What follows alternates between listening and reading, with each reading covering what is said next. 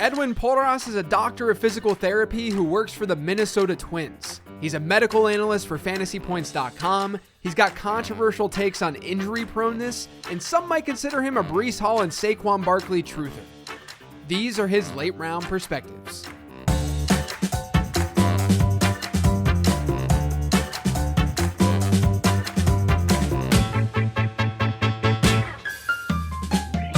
It's okay. Look, I think that it's important to actually talk about this because everyone has a bad deal or two every season. If you're active in your leagues and stuff like that, where you look back, like I have it in one of my leagues where I traded Cooper Kupp at the wrong time because I was scared. I wanted to diversify a little bit. And ever since then, it just had this horrible domino effect of me trying to fix the problem and fix it. My team is horrible now. Like it's just a completely sunk, just done team. And you just kind of have to live with it, right? Like you hope that the person, like you're probably hoping that I don't win the championship at this point, I would assume, because because you helped that happen, right? It makes me look terrible. And I told you, I think I texted you or I DM'd you like, so obviously in that league, I'm the only one who doesn't like do the full on like analyst thing. Right. Yeah. So I basically just consume all of your content, like all your guys that are in that group. I just like read your stuff, listen to your stuff, and then like make my own decisions. So 2 out of the last 3 years I've made the playoffs. I think I won a playoff game last year. So like I've really been running hot. Like it was time for me to just run terrible in that league. And that this is it. I don't think I'm in last, but I think I'm close to last. Yeah, I mean, to be fair, I've run very poorly the first 2 years in that league. And so this is the year where I'm ready to take it to the next level and get that W. I also realized whenever I DM'd you and we're talking about you or talking about this show and bringing you on, you're a back-to-back Fantasy Points guest. I had Scott Barrett on last week. Yeah. So now we got Edwin coming on and talking. So I'm doing my service to fantasypoints.com with these back-to-back guests. But you guys do great work over there, of course. And you're more on the medical side, not on the fantasy analysis per se side. You still do some like random fantasy analysis-ish because what you're doing just kind of naturally sort of plays into to all of this, right? Because like it's no different. I see it as like, of course, my foundation is coming from the perspective of doing the analysis and running numbers and watching stuff and seeing what I'm seeing and talking about which players I want to buy, sell, et cetera, et cetera. But then I'm still sort of injecting, injury stuff into that because that's part of the game, right? Like injury analysis is huge because it's a violent game and players get hurt. You're just coming at it from the opposite perspective where you're leading with the injury analysis, but then you're having to sort of give contextual evidence about that injury analysis so that people, can utilize it in some way. So I want to kick things off by just sort of asking, and so that people can get to know you and know sort of what your background is, because you're definitely a different guest, the type of guest that I brought on so far onto this show. So what's your background? Where'd you come from? How did we met because of Living the Stream, I think, right? Like you were listening to Living the Stream. Is that it might have been? I think it was. I think you know what, Denny. I think I've heard you guys talk about Denny's coaching tree. He's got like this massive coaching tree. I have to credit Denny. I think that he like retweeted. It was the year that Todd Gurley fell off, but I remember this vividly because it was still the first. It was like the first year that I did this. Todd Gurley was still going like 12th overall, 13th overall in 19. And I put this article about like explaining like what does this knee stuff mean, and Danny was like, "Hey, I saw your article. It's pretty cool." And then he retweeted it, and that's really when it started like sort of blowing up. That might have been, but yes, I also was listening to Living the Stream, so it might have been the same thing. So Danny's coaching tree continues to expand as Taysom Hill's package continues to expand as well. Yes, exactly. So let everyone know, like, where did you get this passion? Where did you start? Like, what are your credentials? All of the above, so that people feel good and they know that going into this podcast that this is a very serious thing and this isn't just some random person who's just like Leo DiCaprio screaming at the TV meme, about these injuries and such. Yeah, no, man. I actually think you framed that perfectly. Like you framed it exactly how I would anticipate you framed it, or you would frame it, because you get it. And some people don't get it, and I get that. So I graduated with my doctorate in physical therapy, right? Doctor is not a profession, just to clear that up. Doctor is just level of degree. I try not to use the term because it's pretentious. I just made the Twitter handle. It is what it is now, whatever. But I'm a doctor in physical therapy. What a physical therapist does, by the way, I think also is important. So anytime you have an injury in the athletic setting, you have an injury, guy's injured, or they have surgery, from day zero, literally the second the surgeon closes them up, like we are the ones there helping them gain strength, mobility, all that different stuff. We're progressing them through their sport timeline. Like they have check-in with the orthos every now and then. Like we're there, in the trenches every single day with them. So it's not like we're sort of coming from this awkward perspective of like, I don't see athletes, right? Like for me, that's my life, right? It's baseball, but it's a little different. So I did an orthopedic residency, which is the equivalent of like a medical residency that you hear. They're just not, they're not required for PTs yet, but I hate myself. So I voluntarily did it. And then I went on and I got this job with the Twins. That's where I'm at right now. The Minnesota Twins baseball team, different sport, obviously, but it actually worked out well because probably shouldn't do the fantasy thing on the baseball side, just considering the fact that I work for the team. But that's fine. They were totally understanding of it. And that's what I do now, man. Like we see every athlete from every level, including some of the big leaguers that will come down and are considered long-term rehabs. We see them down here, we rehab them, we check on them every day. And that's my background in a nutshell. I think I just rambled for a long time, but I don't know if I even answered. No, it's good. I think that a distinction that's really important here is that, like, obviously you're not sitting there like doing surgery and such, right? Like you're helping them after all of that occurs. But if we're being honest, the after that occurs is exactly what's relevant for fantasy football, right? Like that's the piece, like Dawson Knox, and he goes and he gets wrist surgery, right? So I don't really care. I mean, hopefully everything goes well. Like I'm not saying that I don't care about Dawson Knox's overall health, but I don't care, like what goes down during that surgery. I want it to be a success. I want him to be healthy, all of that. But it's really the post-surgery and the recovery that me as an analyst, me as a fantasy player is most concerned about, because that's going to impact, my fantasy teams and how I'm managing that fantasy team. I understand that's coming across as like the most egotistical, I only care about my fantasy team kind of perspective.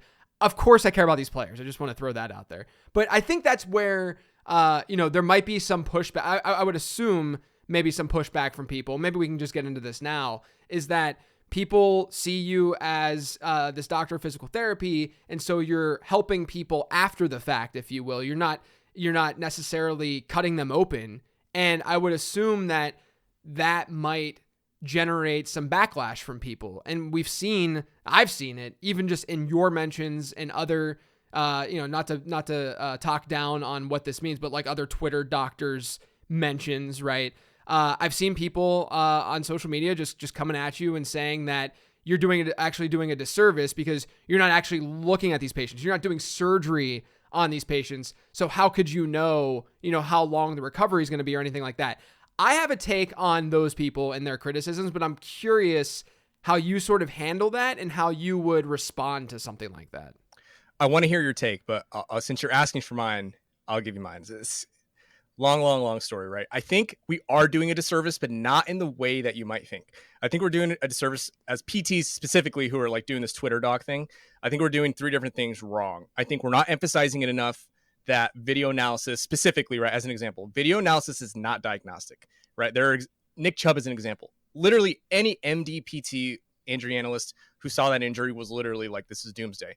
And then turns out towards MCL, ACL could be a pretty relatively, considering what we thought, minor injury, right? That's an example. So we don't emphasize enough video is not diagnostic. We don't educate the public enough about what we do, like I just did. Like I just told you, like I literally am with these guys when they have a setback, I'm there, right? When they progress, I'm there. When they're ahead of schedule, I'm there. When they're behind schedule, I'm there. When they have their check-in with the doc, I'm there. When they're transitioning to the weight room with the S&C stuff, like I'm there to help. Like that is what we do. Like this is our bread and butter. And I was having this conversation, I actually think with Danny Kelly, actually, who like weirdly enough, him and I had this conversation. It was very similar. Like I told him, like the only thing that bothers me when like the Twitter trolls come out is like, it's not so much that it bothers me that they're criticizing me. It's like, well, I'm more frustrated that you don't really understand what I do. And I think if people understood what physical therapists and athletic trainers do, then they would have a better understanding of like, oh, okay, like this is at least like a semi-educated opinion on the general population, like of these injuries. Right. But I do think here's where I totally understand criticisms when Twitter docs, any of us, let me in there. If you ever see me giving a treatment recommendation or giving what I think they should be doing, or like giving some analysis where I'm like, well, if they did this, they should really do this. Like that is like crossing borders where I think to myself, if I were a PT or an AT rehabbing this dude, and then here's this other guy on the internet who has no other context, no other details, is like giving his opinion on what I should do with this guy. Like, that's super cringe to me. So if you think that you should give, like we could give opinions, like on what, like, should they have an injection? Should they do this? Should they do that? Like, I think that's where it's not cool. That's where I understand the criticism comes from. But that's just me. I don't know. That's where I think that we're doing a disservice. But to say that, like, but we're just making assumptions, right? I think that's the other point I wanted to make. Every season you put out your freaking killer book, by the way. Like, it's a smash every year. You're projecting offenses. You don't know. You've never been in any. I mean, at least I assume, JJ. Maybe, I don't know. Maybe it's some sort of shift or insight. It's a fair assumption to make. You've never been in an offensive meeting room. You've never been in a coach's meeting room. You haven't been at any of the facilities of the guys that you're writing about. You haven't talked to any of the offensive coordinators. You don't have a quarterback in your ear. You're looking at coaching tendencies, what coaches tend to do, what offenses tend to do, the specific skill set that that offenses will tend to exploit with their players, and you're making an assumption, right? Like, that's your jam. That's what you do. Well, I'm doing the same thing, and Twitter docs are doing the same thing. Like, this is what we do for a living. So we have this 10,000 foot view of what we can generally anticipate and expect. So it's not like we're coming out of left field, right? It's not some random person. Like, I am, relatively speaking, random relative to the case, but I would never try to treat the case based just on what I'm hearing and what I'm reading. So that's my take, but I do want to hear your take. Yeah, I mean, look, my take is very, very similar to the last part that you were talking about, where I think that actually you guys and gals are doing more for that profession and analyzing it to a level that fantasy analysts will not analyze to that level, because you guys actually were schooled in this very specific thing. It's not like me or Rich Rebar or Matthew Berry or Evan Silva and all these fantasy analysts went to school to become a fantasy football analyst. We found a passion, and then we dove into that passion, and we spent hours and hours and hours and hours perfecting our craft and trying to be as good as we possibly can.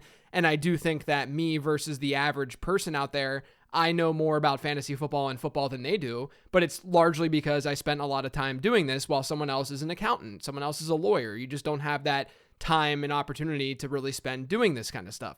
So to me, when there's other people that pop up on social media and hit my mentions, let's say, and they say, oh, who are you? You're just a person, in your mom's basement giving this fantasy football advice. And I'm kind of like, that's not totally wrong. I am kind of just a guy that's doing this fantasy football stuff. I didn't even get my degree in mathematics or doing anything math related, despite the fact that I'm doing so much numbers driven analysis. Whereas you did do that. That's my first point, right? Is that I think that you to the fantasy football injury world is more tightly is tied closer to me to just the fantasy football analysis world, because I think more people can naturally do the fantasy football analysis, whereas more people cannot do what you're doing, right? That's number one. Number two, and I think this is the key point, is that what we're doing is a probability driven thing. You will never go to social media and you will never go on a podcast and say, this is for certain how long this player is going to be out. What you're saying is, here are all the things that we've seen historically of when players returned with a very similar injury. Here's where this guy is with his age and with his physique and all this kind of stuff, and how many injuries he's had in the past, or if this is a recurrent thing. You're literally putting in inputs similar to what I do with target share and offensive plays run, like all of these different inputs, and you're saying, here are the chances that this thing will occur. You're going to be wrong. I'm going to be wrong. We're all going to be wrong with this. The crazy thing is that you guys and gals, once again, all of the injury experts out there, Stefania Bell, there's just a ton of folks out there who are doing this now. You guys seem to get criticized more frequently than the average fantasy analyst, when you're likely a lot more accurate than the average fantasy analyst with what we're doing. That's what's so crazy to me. I think it's just this flip that needs to be switched for people. In thinking about like just because you are not sitting on the sidelines with these players doesn't mean that you can't accurately or pseudo accurately predict how long these guys are going to be out. So that's my take overall. Maybe you disagree, but I think that it's at least pretty aligned with what you were saying before. No, you nailed it. And I mean, that's not even necessarily true. Like I think the video stuff is really where a lot of that criticism that you're talking about comes from. And I think it's weird because, again, maybe it goes back to an education thing. When we look at an injury on video, it's not diagnostic, but, right, I'm adding a but there. There are biomechanical models, there are studies, there are discussions. Mechanisms of injury are like a topic within sports medicine. So when we watch a video and we have a clear enough angle, we're not guessing, right? Like I'm not guessing, like Right. like Stefan is not guessing, like other Twitter, we're not guessing completely.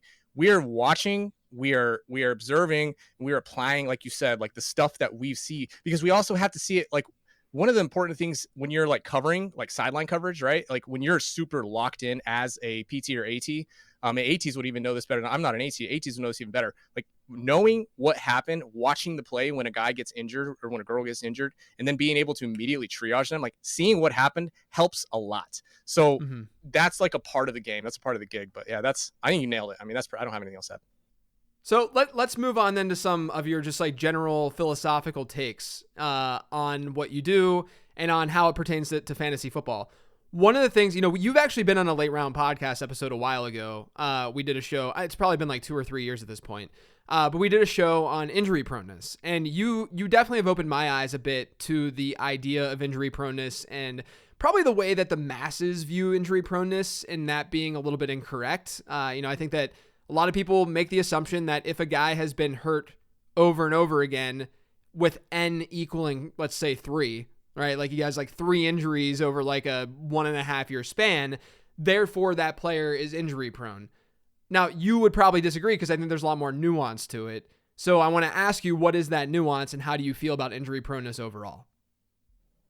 Yeah, so you pretty much nailed it. I think that in general, they're too often people are super ready to give like, oh, he's injury prone. But really what it comes down to is population statistics versus like individual statistics. I promise I'm going to bring you back to fantasy because I feel like it's pertinent.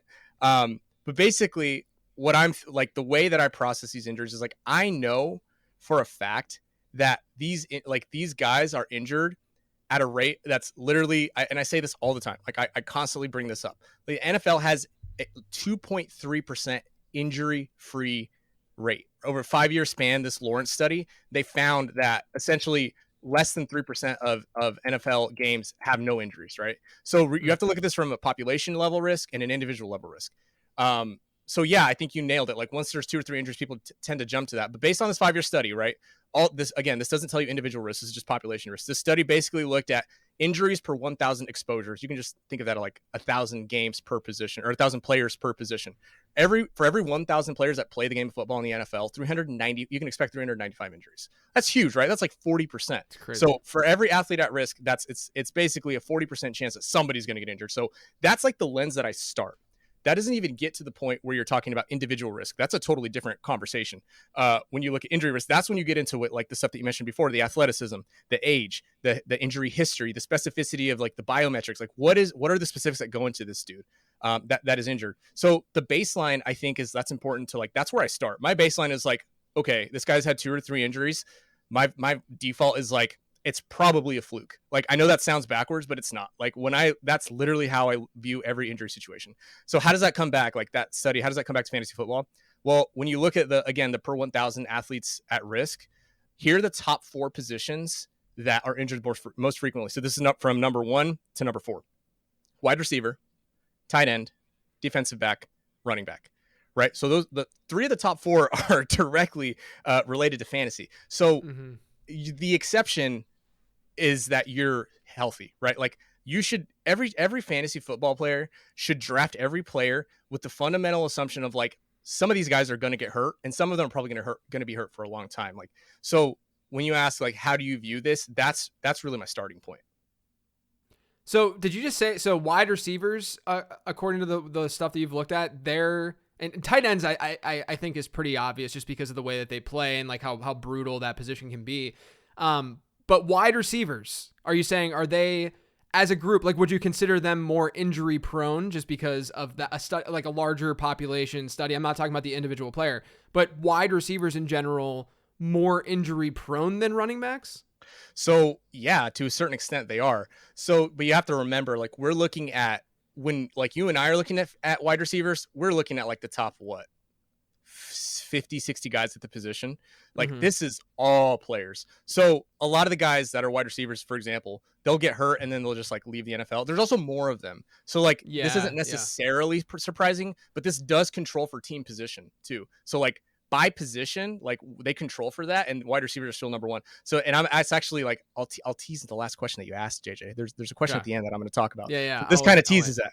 Okay, but running backs are still 4, right? Running backs still are injured pretty frequently. So yeah, man, that's what it is. Like wide receivers, tight end, running backs, they're all injured extremely frequently. So you should not be surprised if any of your fantasy players are injured. Yeah, that's probably logical though too, because I talk about this all the time, where like running back is more of a coaching decision in terms of how they produce than wide receivers, because there's 2 or 3 wide receivers on the field at once, and so talent can win out because if they get open, they get targeted. Whereas a running back, it's like, look, if your coach doesn't want you on the field, you're just not going to see the volume, and then you're not going to. So if there's only one running back on the field at once, it would make sense that just from a numbers perspective, to some degree, that there's just a higher chance that some of these wide receivers would end up getting hurt. Now, you mentioned some of these factors that could impact not just like the injury proneness or the rate of getting injured, but also probably the recovery, I would assume as well. I know that you've tweeted about this a little bit, but what are some of those factors, like player age, athleticism? What are the things that you're looking at when sort of analyzing these individual players? Yeah, so kind of going back to that initial, like we talked about wide receivers specifically, another thing you have to consider is like, I think people think of injuries. This is probably another place that I could provide better like education, if you will. Like you think of running backs hammering into defensive linemen and linebackers, and that's how they get injured. That is one way that they get injured, but non-contact injuries are a thing too. And receivers and DBs, they have the highest rate of hamstring injuries. So they're having hamstring injuries. They can have like Achilles injuries. You see them get ACL injuries that are non-contact. Like these receivers also are, depending on what study you look at and sort of how you slice the data, wide receivers are also more prone to concussions. So like, this isn't just like a binary thing. That's what really fires me up is like when people just make these assumptions. And this is like very common among football spaces. It's like, yep, rushing quarterbacks get injured more. Yep, running backs are injured more often than wide receivers, which is like, it's way more nuanced than that, and typically not really that accurate. So anyway, so position, I guess, is really like the answer to start answering your question. Like position, what is a position, and how can I stratify or assume what type of injuries these guys might, sustain? So position, right? For one, the other one is age. Like age is a huge one. If you are Mike Evans, if you're Cooper Kupp, if you are, God, who else? Older wide receiver or older players in general. Adam Thielen. Like if you're those dudes and coming into this season in my tiers, because I give injury tiers every summer, like you're pretty low. Like in other words, you were like considered higher risk to me, because we know that for hamstrings in particular, age and previous history of a hamstring strain is super tied to another hamstring injury, right? And then we saw that with Cooper Kupp. Cooper Kupp had his injury. He had 2 weeks to recover, and then he had a re-injury, right? And that just accounts for the 34% re-injury risk for wide receivers off of hamstring strains. And then when you look at age in particular, right? I have all this data. I'm channeling my inner JJ. I'm trying to give as much data as possible. I love this. Yeah, this is great. So small sample, right? It's only a sample of 11 because I only go back to 2018 for a lot of different reasons. But basically since 2018, 63% of wide receivers who are 28 or older had a re-injury of a previous hamstring strain. Like that's high. Like that's extremely high. So that should be something that like we should have been accounting for. And I probably should have been accounting for even more on the front end when we were drafting in August and we knew Cooper Kupp was injured. So those are really like some of the specific things. And then like more examples, right? I don't want to talk too long, but like looking at age and talk away. just as I say, please just brain vomit all over the place. So, dude, I could do that all day. So another like micro instance that I'm not surprised when this happened, like I wasn't surprised to see it. Jahmyr Gibbs, hamstring strain, misses 1 week, comes back, just like lays the wood fantasy wise, right? Because he took over that volume. The hamstring doesn't seem to be an issue anymore. He's 21 years old. Flip side, and has never had a hamstring strain. Flip side, Aaron Jones has a history of have a hamstring tightness at least, is going to be 29 in December. Tried to come back once, didn't come back, missed another game, right? I'm not surprised at the specific micro instances of how those two players have been handled in terms of their hamstring recovery, right? And then when you look at like moving on from age in particular, when athleticism does matter for to me, like lower extremity traumatic stuff, like high ankle sprains, even like surgical ACL. And like, obviously I've been like super on Breece Hall since whenever his surgery was, like, 'cause as long as everything goes smoothly, athleticism is so important to getting back to where you were. It really is just like really straightforward, right? The more athletic you are and like the higher your baseline is, like the less you have to get back and the better you still are than the rest of your competition. Like, you know, the old cliche of like 85% of Saquon is better than 100% of Matt Breida or whatever you want to call it. Like that is very true when it comes to running backs, specifically after an ACL tear. So Breece Hall, like to me, was always a smash. Like you get these 95th percentile plus athletes that are also really good at football. Like you can pretty much bank that they're gonna provide some sort of like production for you. And I will say it was better this year. I think that the crowd, like generally speaking, consensus is starting to sharpen up on this. But Breece Hall being like a 4th round pick to me was like a smash. So I was super excited about Breece Hall. So yeah, that's how I view. So age, athleticism, and then sort of the micro like risk stratification for each dude. Is there a process for you from like an athleticism standpoint, or is it more subjective in terms of like how you're viewing a player? Are you looking at like spark scores? Are you looking at 40 times? Or are you just saying, hey, visually this guy seems to be like an athletic player? Or, you know, fantasy analysts or draftniks are saying that this player is athletic, so therefore I know that I can input him as an athletic player. Dude, so such a good question. First of all, I would hope that you don't think that I'm a film grinder when you look at me, because I'm not, right? I have not watched a game since 2006. I've opened the spreadsheets. Right. That's all I do. No, but really, the reason that your content has always resonated, dude, I've literally listened to you since I feel like I don't know, 2018, 2017, 2018. Your content has always, I've been like super attractive to me because you are like boom with these numbers and data and objectivity, and then drawing a conclusion from there. That is me. So I am not ever going to be like, I gotta eyeball it. Like sometimes that comes back to bite me, right? Because some PTs and Twitter docs, they have a pretty decent like feel and like eye, and like I envy that a little bit. But like I'm sorry, but I'm always gonna lead with the data, especially when it comes to this type of analysis. Like I don't know how Aaron Jones actually feels. Like I don't know how Jahmyr Gibbs right. responded to his first day of his running progression. I don't know that stuff. So I'm going to try to stick to be as much objectivity as possible. So I look at Spork, specifically. That's the metric over at fantasypoints.com. Scott Barrett's brainchild. It's very similar to Spark. And you just look at like those 90th percentile and above athletes is really what we see the cutoff for. And then if you look at like a weighted justice 40 score is actually also very correlated to running backs coming back and being successful, which makes sense, right? Like if you can hit a hole as fast as Breece Hall is, you can not necessarily have to move laterally as much as you need to, because you can hit the hole and just be freaking gone, right? So speed score, Spork score, and general like how, and all of that other stuff that you guys analyze, right? Like I lean on you guys for what is that backfield going to look like? What are these coaching tendencies? Like what can we project for this offense? How many total touchdowns can we expect on a week to week basis? How much, what's the running back rush share look like? So all that stuff is like also has to fit that box. But yeah, from an athleticism perspective, it's definitely like more objective numbers.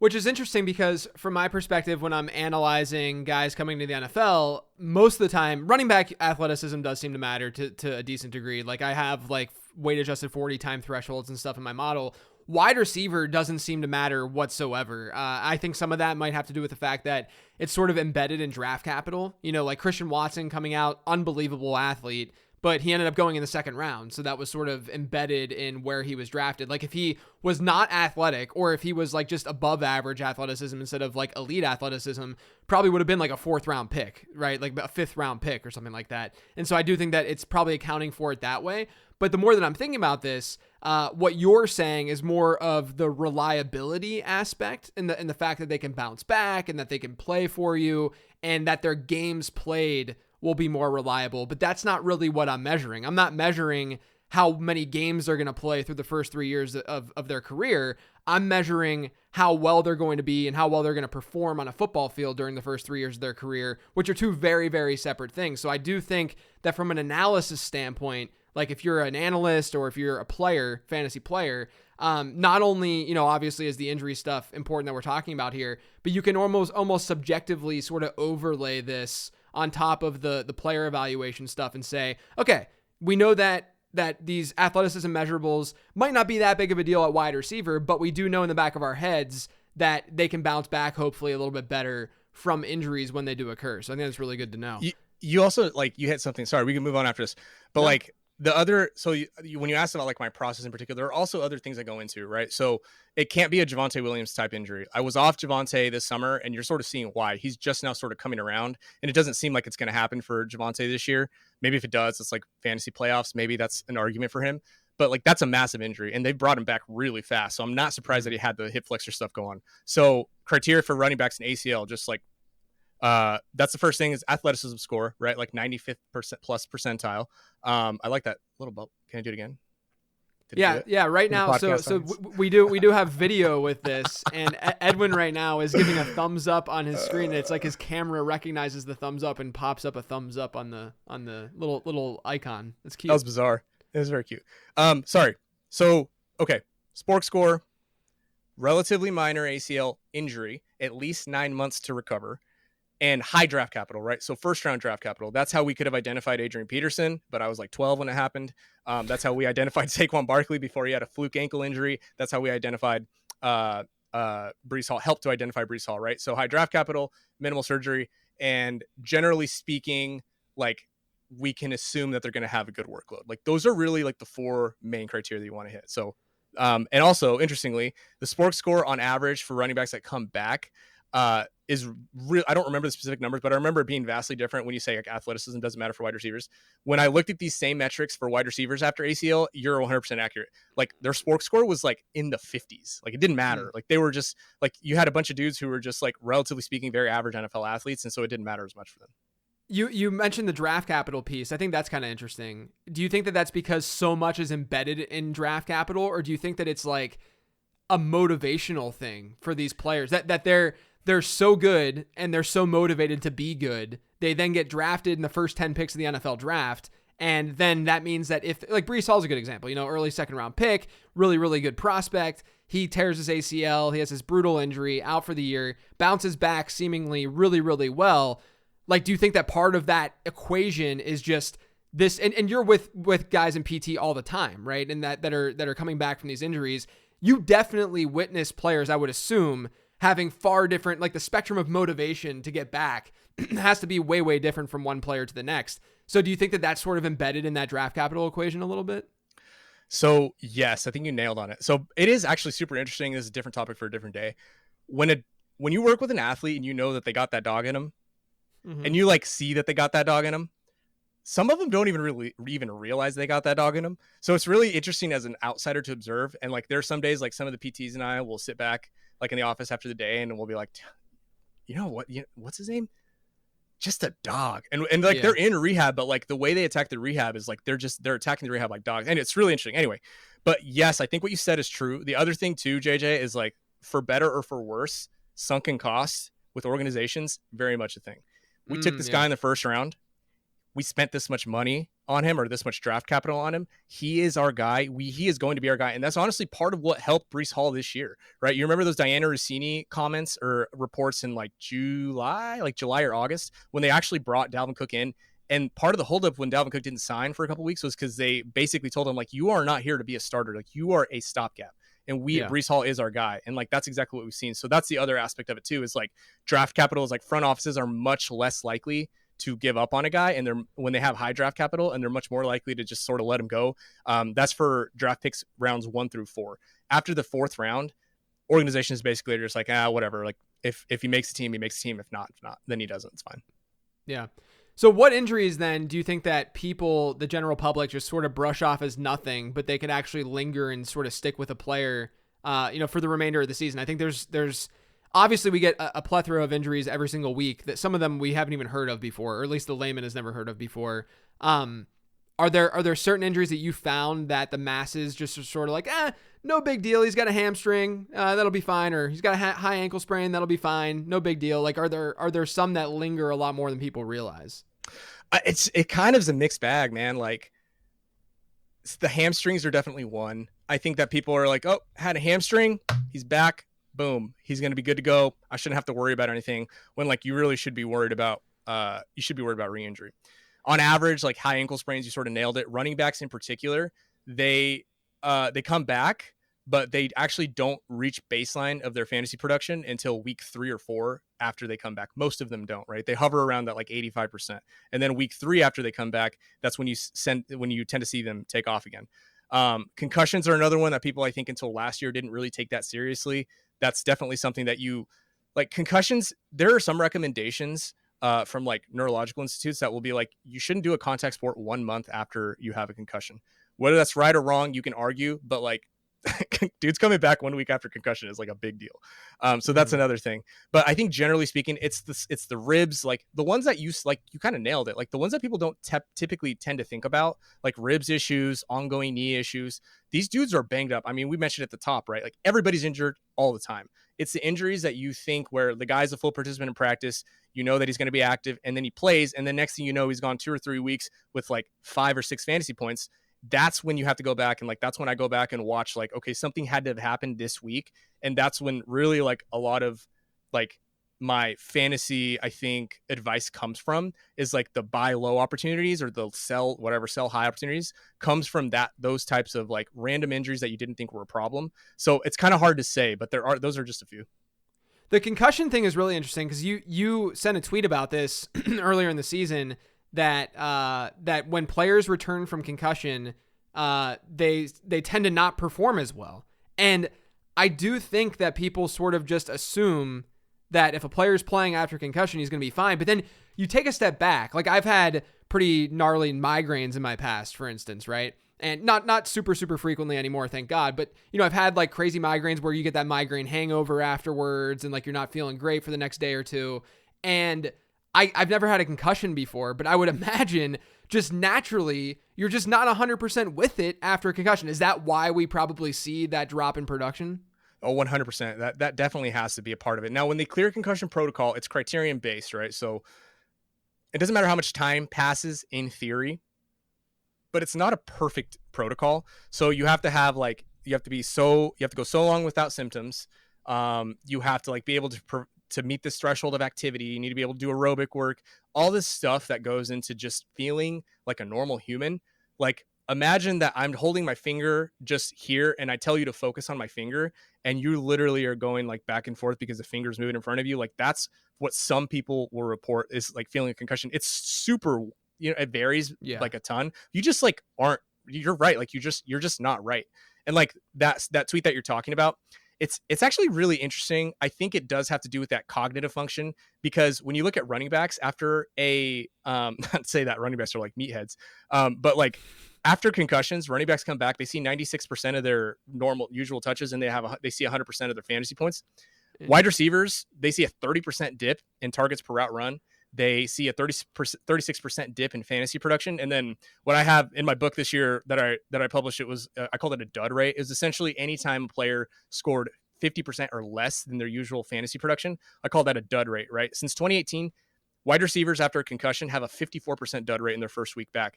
So my theory is because, yes, the cognitive function. The other theory is like they're trying to get through protocol so they can even be out there. And since wide receiver does tend to be more of like a technical strategy, strategic type thing, unless you're just like a dog, like Justin Jefferson or something.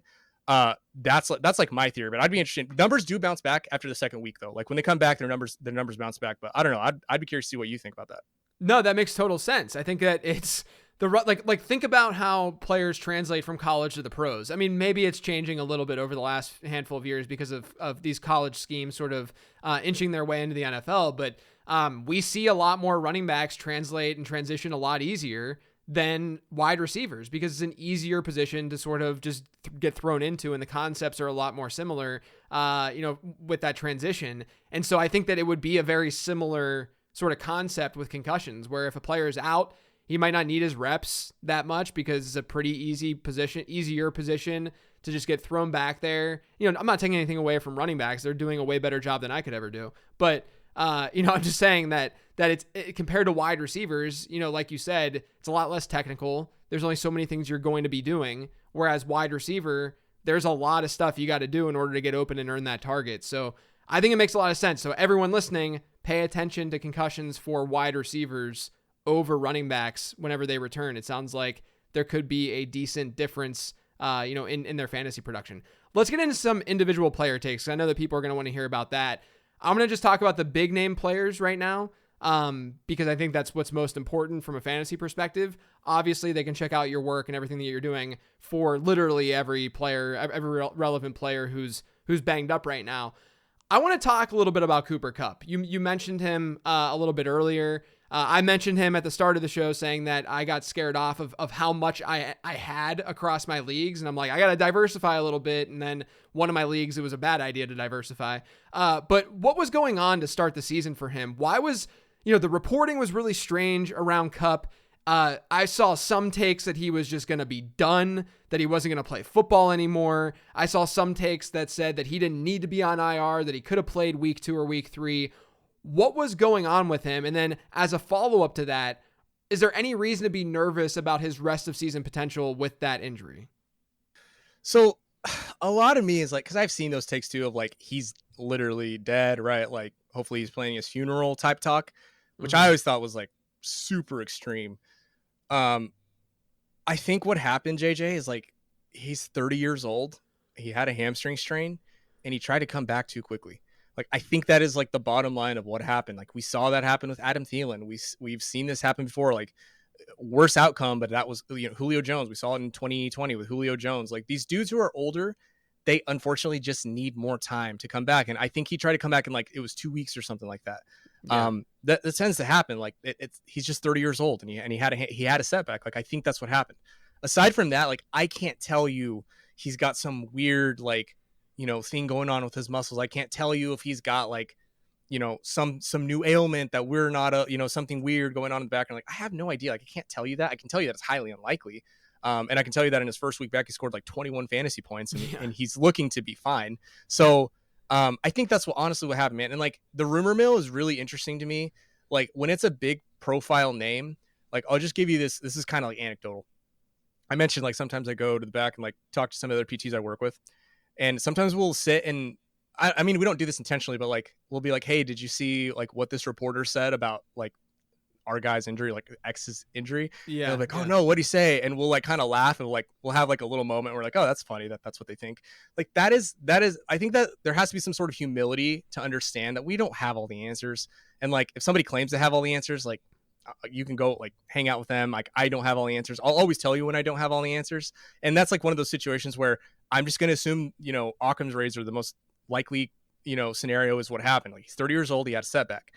So obviously he had enough time to bounce back from that. I can't tell you that he's not volatile anymore because he is still 30 years old. He did still have like a pretty big hamstring injury. There is a 30% recurrence rate. So what I can tell you is, like, from a performance standpoint, I don't think you're going to see him take much of a hit. I think he should still be able to do what he's going to do. I still need to dig into his snaps and his routes and sort of how they're using him, because the Rams are super smart and they're super sharp. They know how to manage workloads. They know how to manage guys coming off of injuries, and they know how to sort of mitigate risk. So I'd be curious to see his numbers now. I need to go back and do that. And but he's volatile, right? Like, I think he's a good asset to have. I think that if you're in most positions, like, you should take on like a Cooper Kupp, especially if you need risk. But I can't tell you that he's safe, right? He's not safe. He's not something that you should just slam dunk, take it to the bank. He's going to play the rest of the season. He's a dude who's volatile, but I still think that he's going to be able to provide good production for whoever has him. Yeah. One of those players where, I do rest of season rankings every week.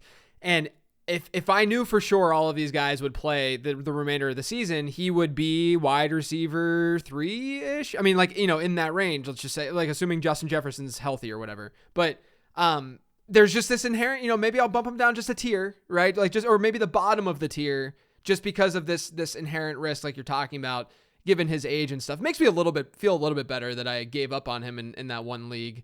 What about Devon Achane? Someone who I'm definitely interested in rest of season. Love him. Love his situation. I liked him as a prospect, but I loved him given the landing spot. When he returns, should we expect any sort of decline in production? I mean, obviously running back is different because coaching is going to dictate how much work this player gets. But at the same time, if we assume that the coaching staff is going to work with however healthy he is, should we expect him to be the same old Devon Achane when he returns? So it's kind of a two-pronged take. The first take is the video looked like he had an MCL sprain, MCL sprains are super common. You saw it with Nick Chubb. He got an MCL sprain. Elijah Mitchell's not the perfect example to use because that dude's sort of always banged up. But you've seen these running backs, these wide receivers, they have these MCL sprains. They come back and they tend to do fine. And we know that because the MCL has really good like vascular supply, it has really good blood flow to it. So it heals really well. It just takes some time. The other thing is he was getting a second opinion. So it's like, that's interesting. 100% of the time when guys seek second opinions, it's because they didn't necessarily like the first opinion. So that makes me think that it could be a little bit more than an MCL. If that case, it would be something like a meniscus type stuff. But they obviously decided, okay, no surgeries needed. We'll throw them on the IR. That's all. We haven't gotten any updates after that. I do think that there could be some meniscal involvement because when you look at the data, a lot of times when you have an MCL tear, it's like a pretty big MCL issue. You also have some associated meniscus stuff. So honestly, he's a little bit more volatile than I'd like. I still think that he can bounce back and be productive.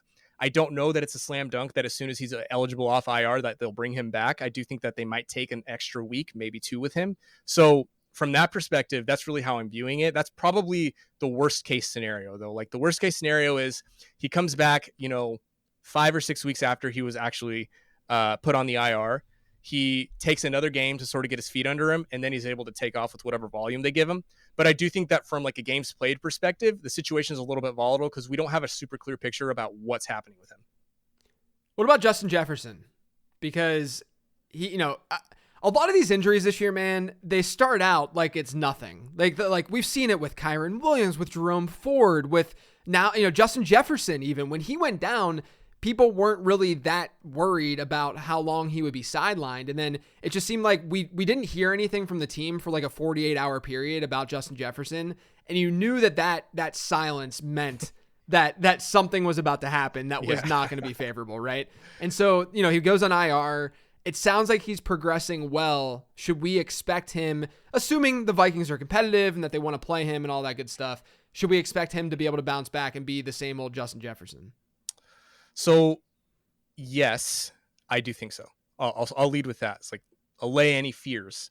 I do think that he can come back. I do think that he can be productive, similar to Cooper Kupp. It doesn't mean that he's not volatile. It doesn't mean that he can't have another re-injury. Again, remember, there's a 34% re-injury rate to wide receivers since 2018 after a hamstring strain. So that is super important to consider. The other consideration with Justin Jefferson, like you're saying, is like, when are they actually going to bring him back? There's a report out there. I recently saw it and I wish I could remember. I closed the window. They did say that he quote, feels better than they thought he would. Okay, we'll take that for what it's worth. I do think that he's going to be able to come back in that first week that he's eligible. Will the Vikings bring him back? I'm not entirely certain, but I have a couple leagues where I'm 6-1 flex, humble flex, and I'm like sending offers where Deontay Johnson's like my wide receiver 4. And I'll like send Deontay Johnson plus a piece I'm trying to get Justin Jefferson. Guy hasn't responded yet, so hopefully that goes through. But like in leagues like that, just imagine how you could stomp the rest of the league, right? I have Tyreek Hill in that same league. And if I get Justin Jefferson, like there's literally no way other than like terrible side of variance that you could lose a league like that. Yeah. So another player where there's a lot of this is probably one of the strangest situations going on right now in football is Deshaun Watson, where, a couple weeks ago he was cleared to play, but he took himself out. Like he didn't want to play himself. And then, last week happens where it seems like they were protecting him. That, Stefanski comes out and says that he's protecting his franchise signal caller and all this good stuff. He's got this shoulder injury seemingly. Like what's going on? Like, is he done? Or are they going to trade for Jacoby Brissett? Which I'm not expecting you to answer that one, but like what is going on with Deshaun Watson right now? They should trade for Josh Dobbs is what they should do. I think that'd be fun. That'd be fun for Josh Dobbs. No, Deshaun Watson. So Ian Rappaport has confirmed this isn't a shoulder contusion. I mean, maybe it was at this point, but like it's a shoulder strain. It's a rotator cuff strain. Rotator cuff strains are more so I see those in my world oftentimes. Dealing with one right now, actually, with a guy. And what you see is like you just feel weak, your shoulder hurts, and you literally can't throw. I tweeted a video of Deshaun Watson, who his throwing mechanics are usually pretty pushy anyway. But like if you watch the first few throws of the last game that he started, like it's brutal, man. Like it looks brutal. It looks like it's painful to throw the football. So this initially started in week 4, didn't play in week or had a bye in week 5, didn't play in week 6, right? Finally comes back in week 7. Obviously, I think it was too soon. there's a chance that we don't see Deshaun Watson for another 2 weeks again, because if he tried to throw too soon, then he could have really set himself back, because these injuries are super sensitive. So it's really something to monitor. Worst case scenario, and I usually don't say worst case scenarios unless I think that there's at least like a 5% chance that this happens. Like there's a 5% chance that we wake up tomorrow and they're like, Deshaun Watson placed on IR. Like there's a chance that if they're going to protect him as much as they have and coddle him as much as they have, that they could throw him on IR and say, let's let this rotator cuff strain like get right. Let's rehab you, and then we'll bring you back at a later time. Maybe that's not what they're going to do. That defense is obviously looking monstrous. So that's sort of what the vibes are bad. I'll put it that way. Like the vibes are bad, and I don't necessarily, and I appreciate you for trading Deshaun Watson to me in the Injury Prone Invitational a couple weeks ago. I also gave you Jalen Hurts in that same trade. But good thing that the other Watson that I also acquired, Christian Watson, is doing just fine, and I should be fine.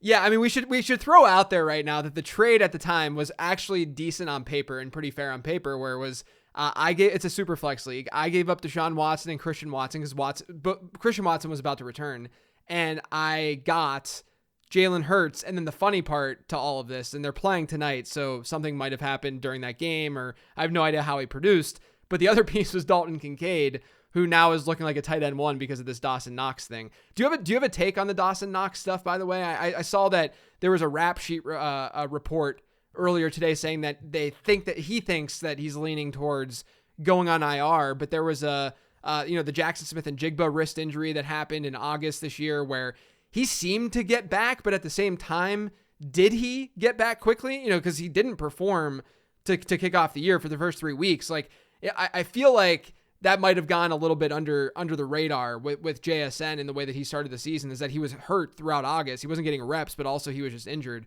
But do you have any, this is off the cuff, but do you have any takes on like the Dawson Knox situation too? Because I was definitely blowing a lot of my fob on Dalton Kincaid in the leagues where he was available. And I told patrons to do the same, this is one of those opportunities where you don't always get a really talented rookie getting thrust into a situation like this where the opportunity is going to increase a lot. I like to be aggressive in those situations. So tell me that it was smart to be aggressive. It was smart to be aggressive. The thing with Dawson Knox, I don't think this is going to be like a 6-month thing. If you follow, everybody should follow Banged Up Bills on Twitter at Banged Up Bills. He does what I do, but he literally just does like Bills. Super nice guy. His name's Kyle. He's a physical therapist too. So he's super tied in, like super locked in, obviously. So he's thinking like 4 to 6 weeks is like a decent time frame for the specific injury that he thinks Dawson Knox has. And I would agree. I would tend to agree with that. Like, I think that something relatively minor is what we have at our disposal. Wrists and hands are super complicated though. That's why wrists and hands, hand wrist specialists exist, because things can get sketchy real fast. There's just a ton of ligaments, bones in there. So I would definitely plan for 4 weeks without Dawson Knox. I don't think it's season ending, but at the very least, I think over the next 4 or 5 weeks, like Dalton Kincaid's looking money. He looked good in that last game. So again, JJ, congratulations. I appreciate you stealing all of my good players. Yeah. Well, look, I mean, like I think from a fantasy perspective, then if you overspent like I did in a couple leagues on Dalton Kincaid, even if it is a 4 to 6 week injury, there's always a chance that Kincaid really shows up and shows out, and the Bills have no other choice but to, give him a lot more routes run than Dawson Knox moving forward. We talked earlier about sort of how the masses view injuries and such. Do you think that there are any injuries that people care too much about, that they get way too, excited is not the word. They get way too caught up in when that injury occurs, thinking that player is going to be out for weeks and weeks and weeks, et cetera, et cetera. Yeah, I think that it's kind of a bigger picture, like from a redraft season perspective. People are way too, I think, pessimistic on ACLs. At the same time, they're too optimistic. People were too optimistic on Javonte Williams. They were too pessimistic on Breece Hall. So that's really one injury where I see that people are just sort of really misplacing their optimism and pessimism. And to be clear, the Javonte Williams thing is because he had the other ligaments that were screwed, like he had like MCL and stuff like that, right? That was all screwed up in that. So the primary issue with the Javonte Williams thing is the LCL. So LCL, when LCL is involved, it matters because you have to like dig into another part of the joint. That's a whole nother conversation. It's like a big recovery. It's a much longer recovery. So yeah, gotcha. That's really a primary difference. So I think that is one where I think ACLs in general, people are like, oh, ACLs are like, you know, they used to be career ending and now like, well, they're still pretty career ending. 52% of running backs since 2012, as far back my database goes, 52% of them never come back. Like they play, they are even like 25, 26 years old, and then they never play in the NFL again. Like that's like ACL injuries are still impactful. That's why when we find outliers like Breece Hall, Saquon Barkley, like when we find those outliers, like we latch onto them because that's going to be like league, those are going to be league winners for us. So that's honestly like the ones that really stand out to me. But in general, I think the idea that is this guy 100%? I think I understand the spirit of the question, but like in my mentions, it's constantly like, do you think he's going to be 100%? Do you think he's going to be 100%? Like, no, right now I can guarantee you. Okay. Can't guarantee it. We just literally talked at the top of the show. I can't guarantee anything, but like I can say with pretty fair confidence that Breece Hall right now feels 85 to 90% like Breece Hall. And I can guarantee you there's going to be an interview that comes out next year where he's going to be like, oh yeah, like I thought I was ready. I mean, you saw it with Michael Gallup. You saw it with Saquon Barkley. They're not confident in their knee psychologically, which is totally normal until the following year. So that last 5 to 10% can matter for ceiling outcomes, but to be what we call like in the PT world, like clinically meaningful, like when we actually see it and observe it and it matters for fantasy football purposes, dudes can be 80 to 85% and still make a massive impact. So I think it's less of like an injury in particular. It's more about worrying about what 100% looks like. That would be like my take. I love that. All right. Before I let you go, I want you to give me just a general injury take, like any take that you want, whether it's about injury proneness, whether it's about a particular player, anything, just give me a take, fire off a take. Okay. It's less of a take and it's more of a fact. It's data based. We are on the late round perspective, but still late round statistical analysis. Yes. Okay. Anyway, moral story. Since 2013, top 12 running backs versus top 12 wide receivers. This is by ADP, right? And this is PPR. I don't care what you say, JJ. Half PPR is not God's game. PPR is God's game. Running backs, they missed an average of 3 games per season. This is top 12. Again, remember, top 12 by ADP. Running backs miss since 2013, 3 games on average, with a median of 1 missed game. Look at wide receivers. Wide receivers missed an average of 2.2 games, technically if you round up this 3, with a median also of 1 missed game. So that number in particular, I think, really has shaped the way that I drafted this year in particular. And you really have seen it like sort of play out with Deontay Johnson, right? With Cooper Kupp, with Justin Jefferson. Running backs are not the only position that gets injured. And then if you look another, like the other part of this stat in particular, if you look at missed 7+ games in a season, right? So any running back or wide receiver in the top 12 by ADP who missed 7+ games in the season. So of the top 12 running backs, 16%. Of the top 12 wide receivers, 13%. Right. So there's a 3% difference in missing 7+ games. I know that was a lot of like that's hard to conceptualize sometimes when you're listening to it. Basically, what this tells me, wide receivers and running back injury rates from a fantasy football perspective, in particular, when we're talking top 12 running backs and wide receivers, they miss a very, very similar amount of time.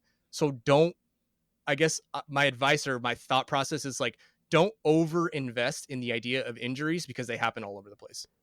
Yeah, like there's reasons to go 0 RB, but that reason shouldn't be strictly because of injury. It shouldn't just be because running backs get hurt. Leave it at that. I think that's a really, really good thing to end the show on. Edwin, I appreciate you hopping on, man. Why don't you let everyone know where they can find you?